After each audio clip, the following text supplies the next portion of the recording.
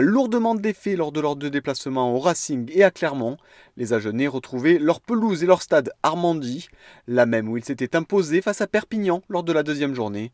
Face à eux, une équipe de Bordeaux-Bègles encore en rodage, après avoir concédé un triste match nul face à Montpellier lors de la dernière journée. Des Agenais qui entrent bien dans leur match face à des Bordelais imprécis. Le SUA essaie de produire du jeu et pousse les Girondins à la faute, à l'image de cette action et de ce plaquage haut sanctionné. Dès 40 mètres, légèrement sur la droite, McIntyre se charge de la pénalité. Et l'ouvreur Agenais inscrit les premiers points de la rencontre. Après 13 minutes de jeu, Agen mène 3-0 face à l'Union Bordeaux-Bègles. Dominateurs, les Agenais se font tout de même sanctionner au sol sur cette action. L'occasion pour Baptiste Serin de remettre les deux équipes à égalité. Depuis les 40 mètres, le demi de mêlée ne tremble pas. 3 partout à la 16e minute de jeu. Pas de quoi inquiéter Mauricio Reggiardo.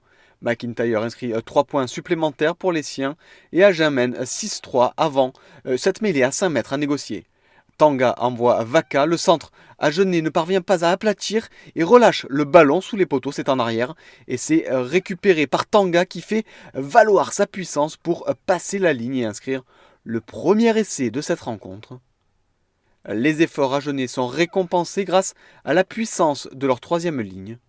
L'UBB est en souffrance de son côté après avoir perdu Seteny et Radradra sur blessure. Et l'on revoit toute la détermination et la rage de Tanga sur cette action. Le SUA fait la course en tête dans cette rencontre et avec la justesse de McIntyre au pied, les Agenais mènent 16-3 à la pause face à des Girondins dépassés et en dedans dans ce match. Au retour des vestiaires, McIntyre inscrit 3 nouveaux points pour Agen, mais l'UBB réagit. Jusque-là malmenés en touche, les Bordelais parviennent à structurer un ballon porté sur ce lancer dans les 22 adverses. Le Mol est productif et avec de la patience, les Girondins mettent leurs adversaires sur le reculoir. La machine est lancée et le train de l'UBB franchit la ligne pour le premier essai des Girondins dans ce match. C'est signé Adrien Pellissier. Le talonneur récompense l'effort collectif des siens sur cette action. Les Agenais, eux, n'ont rien pu faire. L'UBB se relance dans ce match mais montre trop de lacunes pour inquiéter les Agenais dans la durée. Et il faut attendre les dernières minutes pour assister à un sursaut d'orgueil des Girondins. Et cela part une nouvelle fois d'un ballon porté.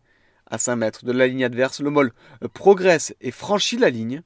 Et si le ballon n'est pas aplati, Monsieur Lafont se dirige lui sous les poteaux pour signaler un essai de pénalité. Les Agenais sont ainsi sanctionnés pour avoir effondré le Mol. Grâce à cet essai de pénalité, l'UBB revient à 22-17 et se met ainsi dans le bonus défensif.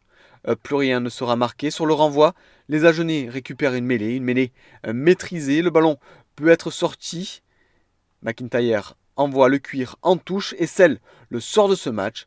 Agen s'impose pour la deuxième fois de la saison à domicile et compte 8 points au classement.